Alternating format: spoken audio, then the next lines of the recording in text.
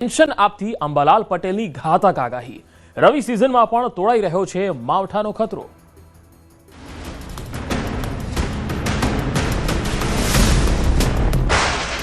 અંબાલાલ પટેલની તોફાની આગાહી।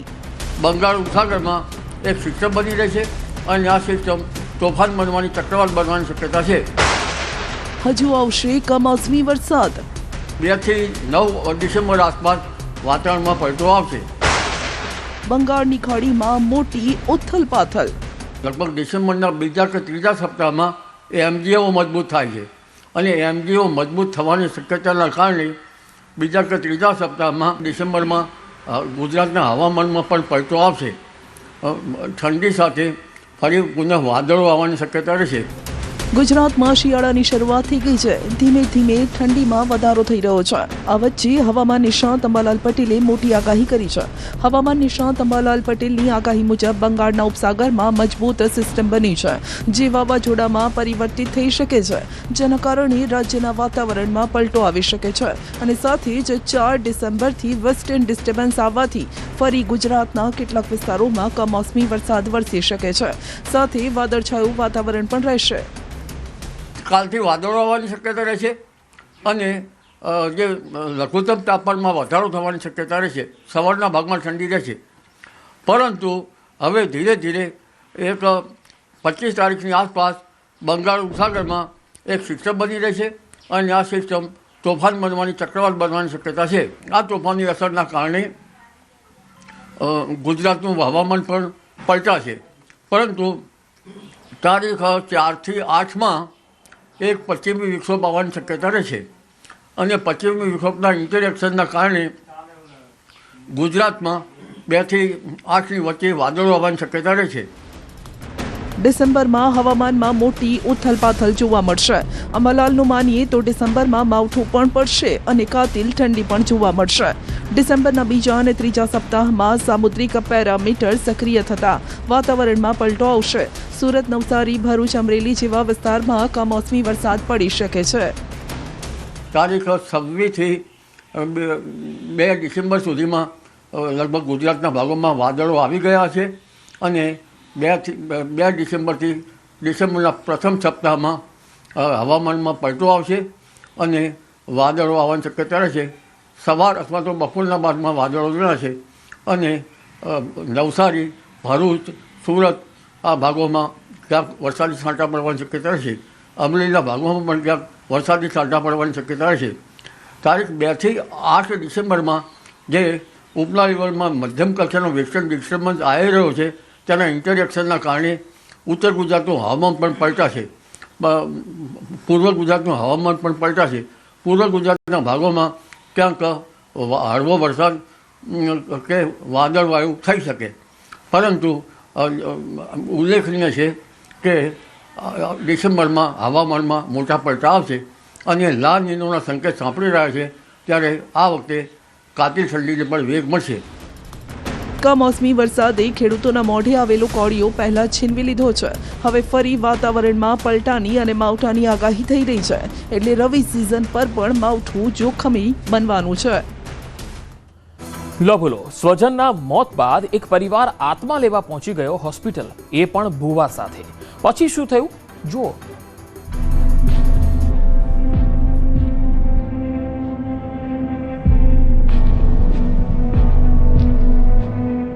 આધુનિક યુગમાં એક એવો કિસ્સો જે આપને ચોંકાવી દેશે।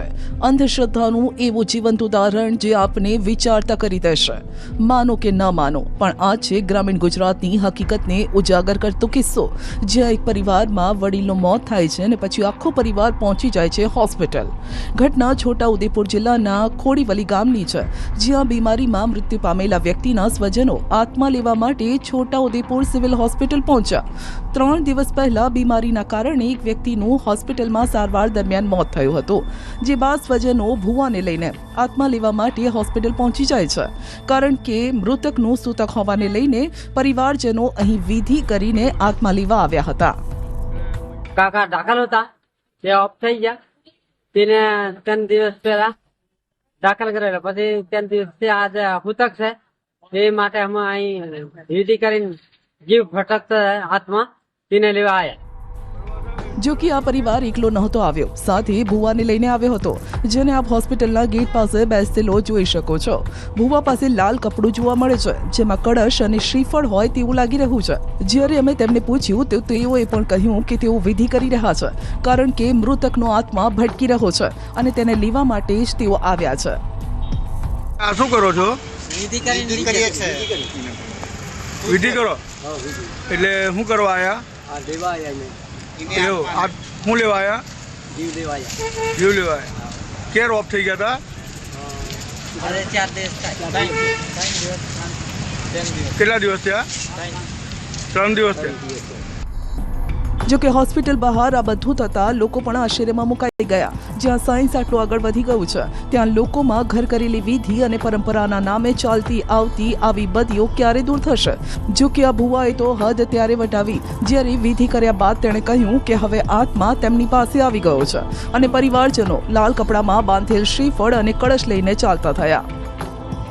એટલે તમે શું કરવા આવ્યા હતા? જીવ દેવા આવેલા. અચ્છા, તો લઈ લીધો. એટલે તમે શું કરવા આવ્યા હતા? જીવ દેવા આવેલા. અચ્છા, તો લઈ લીધો. પરંતુ આપને નવાઈ લાગશે, કારણ કે આ પહેલો કિસ્સો નથી. આ પહેલા દાહોદમાં પણ આવી જ ઘટના બની હતી, જેમાં અકસ્માતમાં મૃત્યુ પામેલા વ્યક્તિના સ્વજનો આત્મા લેવા હોસ્પિટલ પહોંચ્યા હતા. મધ્યપ્રદેશના સ્વજનો તાંત્રિકને લઈને હોસ્પિટલ આવ્યા હતા. પૂજા વિધિ કરી સફેદ કપડામાં તાંત્રિક ધૂણતા આત્માને લઈને નીકળી પણ ગયો. આત્મા લઈને રસ્તા પરથી નીકળતા કુતૂહલ પણ સર્જાયું હતું. હવે તમે જ કહો, જ્યાં માણસ ચાંદ પર પહોંચી ગયો છે, ત્યાં હજુ આવા ધૂતારા લોકો ગામડાની ભોળી પ્રજાને અંધશ્રદ્ધાના નામે ભોળવી રહ્યા છે, અથવા તો આપણા સમાજના સુધારકો અને નેતાઓ આ લોકો સુધી સાચી હકીકત લઈ જવામાં નિષ્ફળ નીવડ્યા છે. સૈજબ ખત્રી, ન્યૂઝ 18 ગુજરાતી, છોટાઉદેપુર. સૌરાષ્ટ્ર બાદ કચ્છ અને ઉત્તર ગુજરાતમાં પણ ખાતરની લાંબી કતારો લાગી. રવિ સિઝનની શરૂઆતમાં જ ખાતર માટે ખેડૂતને કરવી પડતી રઝળપાટ.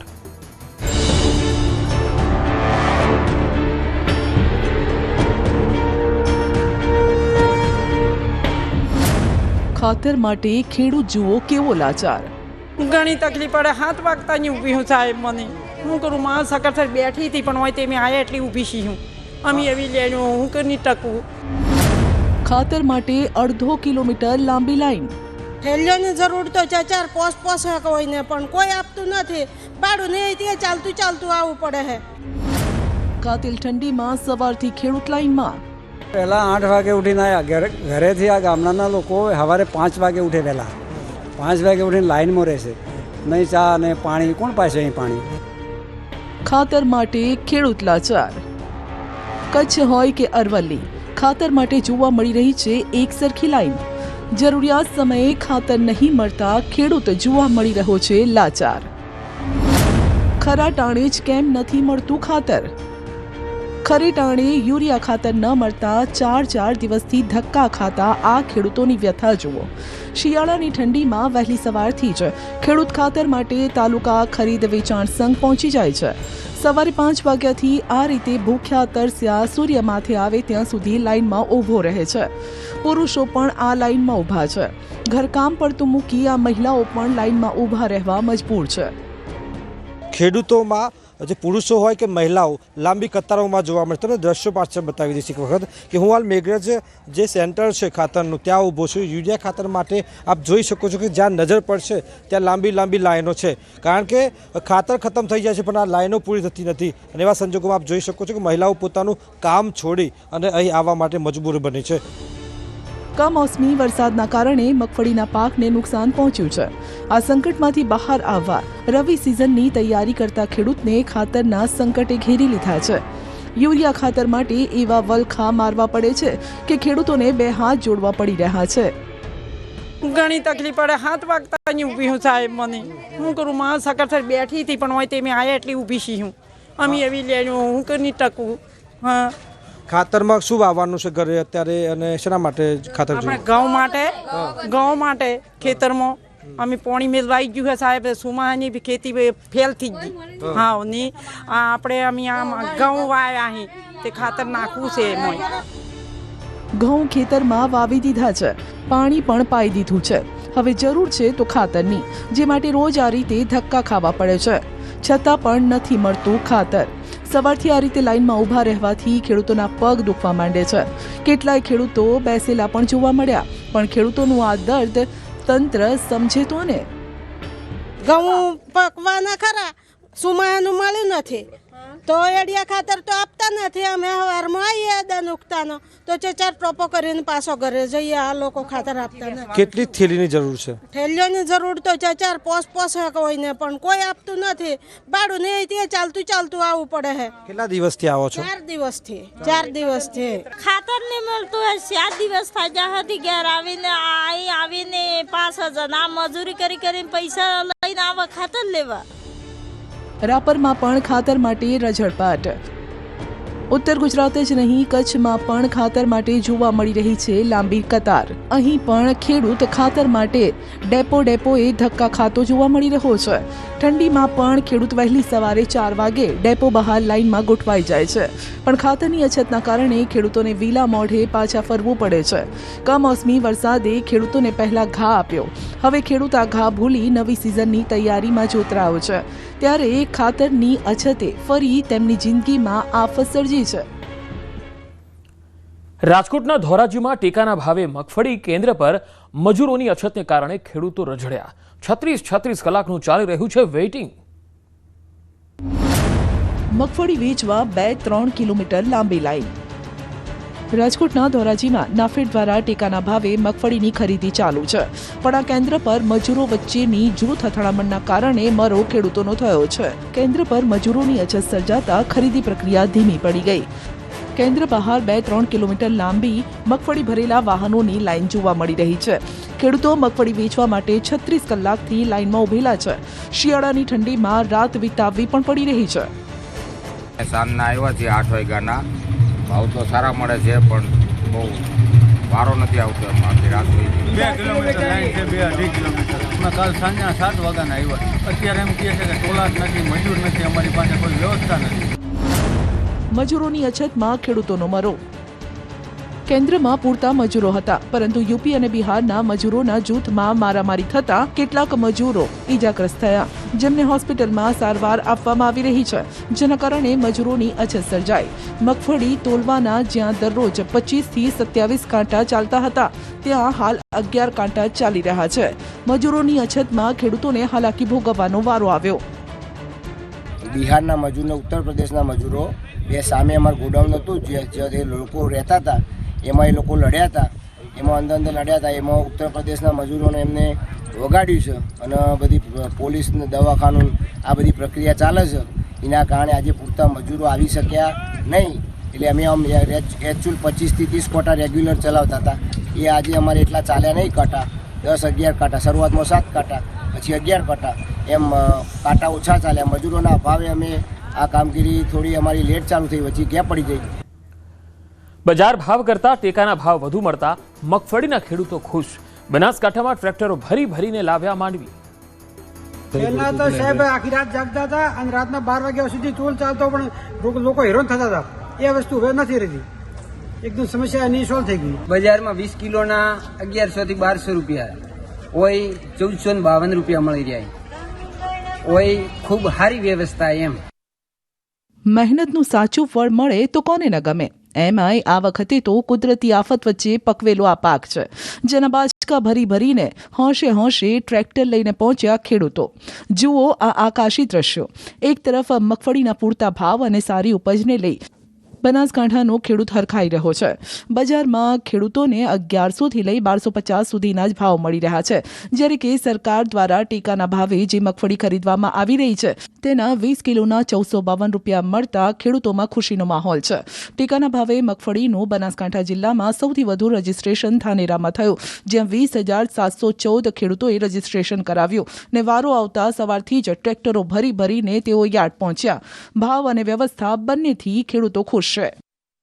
400 જેટલા ખેડૂતોને બોલાવવામાં આવે છે અને 150 થી 200 જેટલા ટ્રેક્ટરોના પાર્કિંગ માટેની સુવિધાઓ જે કરવામાં આવી છે તેના લીધે ખેડૂતો જે છે 3 વાગ્યા સુધી ફ્રી થઈ જતા હોય છે અને મોડી રાત સુધી ખેડૂતોને અહીંયા ટેકાના ભાવે મગફળી તોલાવવા રોકાવું નથી પડતું, કારણ કે 40 જેટલા કાંટાઓ અહીંયા લગાવવામાં આવ્યા છે. નાની અમથી વાતમાં લોકો પિત્તો ખોઈ રહ્યા છે અને પછી સીધા મારામારી પર ઉતરી આવે છે. રાજકોટ, અમરેલી ને ભાવનગરથી મારામારીની એવી ઘટનાઓ સામે આવી જેણે ગુજરાતની શાંતિ હણી.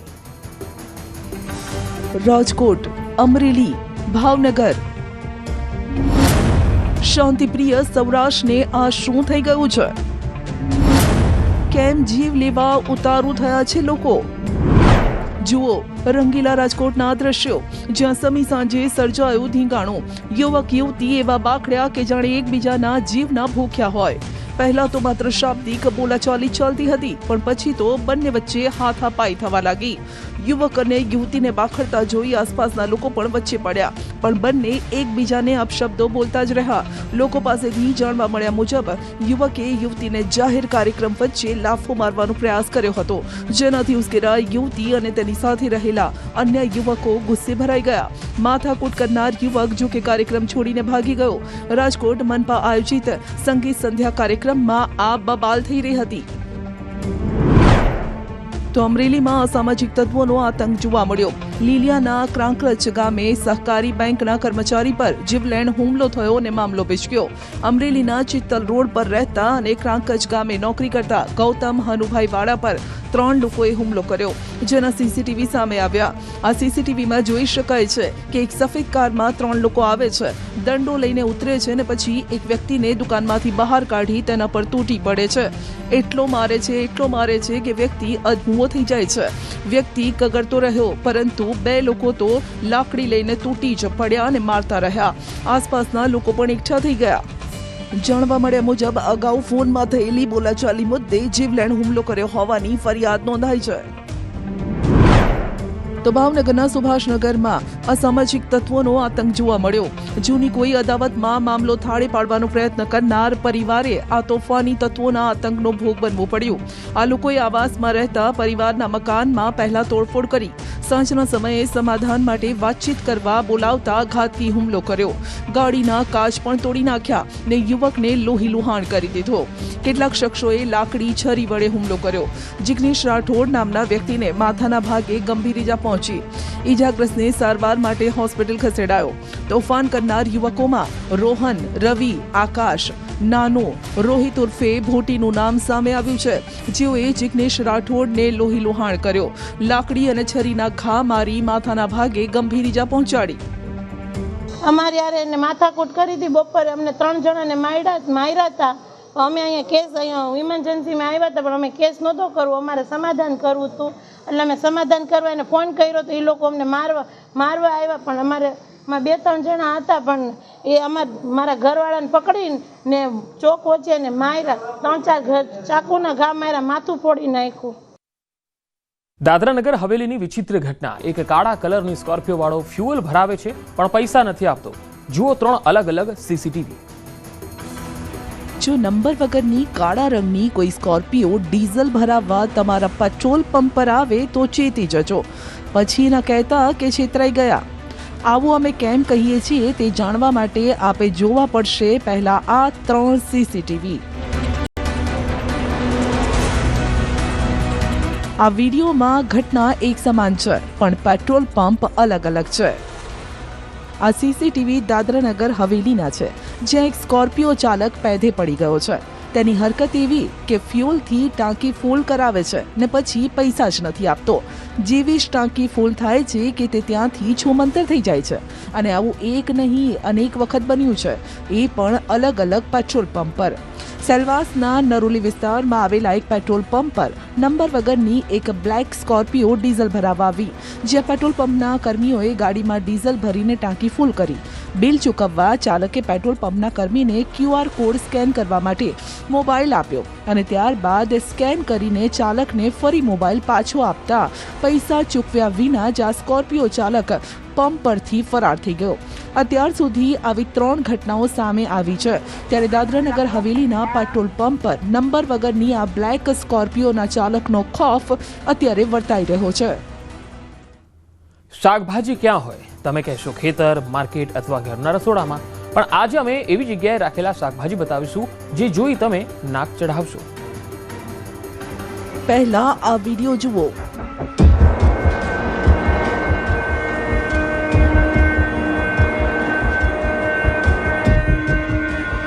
કંઈ ખબર પડી? ન પડી હોય તો અમે આ અંગે સ્પષ્ટતા કરીએ. જો તમે શાકભાજી ખાવાના શોખીન છો અને માર્કેટમાંથી શાકભાજી ખરીદીને લાવો છો તો ઘરે આ શાકભાજી લાવ્યા બાદ ચોક્કસથી તેને યોગ્ય રીતે સાફ સફાઈ કરી લેજો, કારણ કે વડોદરા શહેરની ખંડેરાવ માર્કેટમાં કેટલાક જે ભેળસેળિયા વેપારીઓ છે તેમના દ્વારા નાગરિકોના સ્વાસ્થ્ય સાથે ચેડા કરવામાં આવી રહ્યા છે. જી હા, આ વિડીયો વડોદરાથી સામે આવ્યો છે, જ્યાં એક તરફ શૌચાલય છે અને એ જ શૌચાલયમાં પડ્યા છે ટામેટાના બાચકા. હવે તમે જ કહો, આવા ટામેટા કોણ ખાય? પણ આવું તો કેટલોય શાક કદાચ તમે આરોગી ગયા હશો, કારણ કે વડોદરા મનપાની કચેરીના દીવા તળે જ અહીં તો અંધારું છે. ખંડેરાવ માર્કેટના શૌચાલયમાં શાકભાજી રાખવાનો વિડીયો સામે આવ્યો હોવા છતાં મનપાના અધિકારીઓ અહીં ફરક્યા સુદ્ધા ન હતા. પણ ન્યૂઝ 18 ગુજરાતી સુધી મામલો પહોંચતા અમે જનતાના સ્વાસ્થ્ય મુદ્દે સવાલો ઊભા કર્યા તો માર્કેટ સુપ્રિન્ટેન્ડન્ટ વિજય પંચાલ મારતે ઘોડે પહોંચ્યા ને શૌચાલયને સીલ મારી દીધું. ટામેટા સિવાય પણ અન્ય પણ જે શાકભાજી, દૂધી હતું, બટાકા, તમામ જે શાકભાજી ટોટલી અમે જમા લીધું છે અને ટોટલી ટ્રેક્ટર મારફતે અમે નાશ કરવાની કામગીરી કરે છે. વધુમાં જે સુલભ શૌચાલયના જે સંચાલક હતા, જે મેનેજર કે જે બેઠેલા હતા, તેઓની નિષ્કાળજીના ધ્યાને લેતા સુલભ શૌચાલય પણ તાત્કાલિક અસરથી બંધ કરવામાં આવે છે. જો કે આ સમયે સુપ્રિન્ટેન્ડન્ટ સાહેબ તો બચાવમાં ઉતરી આવ્યા ને કહેવા લાગ્યા કે શૌચાલયમાં વેપારીઓ શાક નથી ધોતા, પણ કોઈ કારણસર અહીં મૂકેલું હતું. સુલભ શૌચાલયમાં શાકભાજી રાખવામાં આવતી હોવાનો જે વિડીયો છે તે વાયરલ થયો હતો. વિડીયો વાયરલ થયા બાદ જે તંત્ર છે તેના દ્વારા કાર્યવાહી કરવામાં આવી છે અને જે વેપારી છે તેની તમામ શાકભાજી જપ્ત કરવામાં આવી છે. અને ખાસ કરીને વાત કરીએ તો વેપારીએ પાલિકા તંત્ર સામે એવી કેફિયત રજૂ કરી હતી કે તેને એક પેમેન્ટ લેવાનું હતું, એના કારણે તેને ગણતરીની મિનિટો માટે જ અહીંયા શાકભાજી જે છે તે મૂકી હતી. હાલ તો સુલભ શૌચાલયને સીલ મારી વેપારી પર કાર્યવાહી કરાઈ છે, પણ લોકોના સ્વાસ્થ્ય સાથે ચેડા કરનાર આવા લોકોનું કેમ સમયાંતરે ચેકિંગ નથી થતું? નવસારીની સરકારી હોસ્પિટલમાં મહિલા તબીબની દાદાગીરીનો વિડીયો આવ્યો સામે. દર્દીના પરિવારજનોએ રજા માંગતા ડોક્ટર ભડકી ગયા. તમે મારા ઉપર કેમ ગુસ્સા થાવ છો? અમારે રજા લેવા આવ્યા છે. અમારે બીજી કાંઈ નથી. સરકારી હોસ્પિટલમાં તબીબની દાદાગીરી. મારા ઉપર ગરમ નહીં થાવ તમે લઈને જાઓ. લઈને જઈએ ને ભાઈ, તમારે છે નોકર નથી હે. દર્દીના પરિવારજનોએ દર્દીને રજાની માંગણી કરી હતી. બસ આટલી વાતથી જુઓ આ મહિલા તબીબનો કેવો પિત્તો ગયો. શાંતિથી વાત કરવાના બદલે આ મહિલા તબીબ દર્દીના પરિવારજનો પર દાદાગીરી કરવા માંડ્યા. દ્રશ્યો નવસારી સિવિલ હોસ્પિટલના છે. અહીં ફરજ પર હાજર એક મહિલા તબીબે દર્દીના પરિવાર સાથે અયોગ્ય વર્તન કર્યું. રજા લેવા આવ્યા છે. અમારે બીજી કાંઈ નથી. અમારે એક મિનિટ દૂર ઉભા. બોલો દૂર ઉભા રહે. હા બોલો. પેશાબ કરવાનો હવારે કીધું તો કે હું સિસ્ટર છું, આમ છું, તેમ છું, પણ તમારે ઓલા નો બોપલાય નહીં. મારા ઉપર ગરમ નહીં થાવ, સમજો? મારા ઉપર ગરમ નહીં થાવ તમે. તમે લઈને જાઓ. લઈને જઈએ ને ભાઈ, તમારે છે નોકર નથી હે. નોકર નહીં પણ પ્રજાના સેવક તો છો ને. પણ સેવાનો ગુણ આ મહિલા તબીબ ભૂલી ગયા. પોતાની ફરજ આ તબીબ ભૂલ્યા. જલાલપુરના એક દર્દીને સારવાર માટે હોસ્પિટલ લાવવામાં આવ્યા હતા. જો કે દર્દીને યોગ્ય સારવાર ન મળતા પરિવારે નારાજગી વ્યક્ત કરી અને તબીબ પાસે રજાની માંગણી કરી હતી, જેની વાતચીત દરમિયાન મહિલા તબીબ ગુસ્સે થઈ ગયા. સરકારી હોસ્પિટલમાં તબીબનો દર્દીઓ સાથે ઉદ્ધતાએ ભર્યો આ વર્તન, જેનો આ પહેલો કિસ્સો નથી.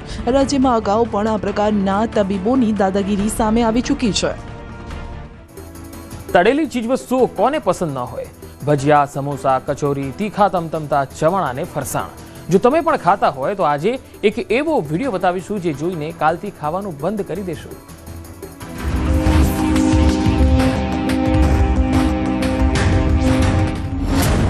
બહારનું તળેલું ખાવાના રસિયાઓ ચેતી જજો. ન્યૂઝ 18 ગુજરાતીના રિયાલિટી ચેકમાં થયા છે ચોંકાવનારા ખુલાસા. કાટવાળા ડબ્બામાં કાળું તેલ, જ્યાં ત્યાં ખદબત્તી ગંદકીનું રાજ. આ દ્રશ્યો છે વડોદરાના, જ્યાં છૂટક તેલ મોટી બ્રાન્ડના થપ્પા મારી ખુલ્લેઆમ વેચાઈ રહ્યું છે અને તેમાં તળેલો ખોરાક તમે હોશે હોશે ખાઈ પણ રહ્યા છો. કંડલાથી લૂજ ટેન્કર આવે, લૂજ એ અમારી ટાંકીમાં ખાલી કરી અમે ને પછી અહીંયા અમારા નવા ડબ્બામાં પણ ભરી છીએ ને કસ્ટમરો જે ડબ્બા લાવે કારખાનાવાળા ફરસાણના ઘી એને અમે લૂઝ આવી રીતના પેકિંગ કરીને આપીએ છીએ. તો આમ અનહાઇજેનિક નહીં લાગતું તમને એનું વાતાવરણ બધું જોઈને? સાહેબ આ બરોડાની અંદર સિસ્ટમ છે. બોલો, બરોડામાં આવી સિસ્ટમ છે? ભાઈ તો બોલીને છટકી ગયા, પણ આ વિક્રેતાની આગળની વાત સાંભળશો તો તમે પણ અચંભિત થઈ જશો ને તમને ખુદ ચિતરી ચડશે. સૌથી વધારાનો ઉપયોગ કોણ કરે? સૌથી વધારે તેલનો ઉપયોગ કોણ કરે? ફરસાણવાળા. ફરસાણવાળા. તો તમે આ કામ જે કરો છો એ અંગેની કોઈ મંજૂરી લીધી હોય કે? હા, લાયસન્સ ફૂડ એન્ડ ડ્રગ્સનું લાયસન્સ છે. સાંભળ્યું? ફરસાણવાળા આવું તેલ વાપરે છે, જેને જોઈ તમે નાક ચઢાવો. બોલો, તમને ખબર હતી કે તમે આવા તેલમાં તળેલું ફરસાણ ખાવ છો? ચવાણું, સમોસા, કચોરી, નિત નવી વસ્તુ કેવું ચાવથી ઝાપટી જાઓ છો.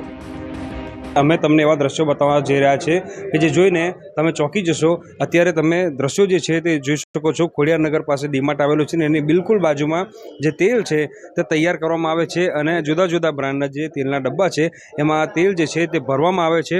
વેપારીનું ખાસ કરીને એવું કહેવું છે કે જે ફરસાણના વેપારીઓ હોય છે તેઓ તેમની પાસેથી તેલ ખરીદતા હોય છે અને ત્યારબાદ તેમાં ફરસાણ તળીને બજારમાં વેચતા હોય છે. એટલે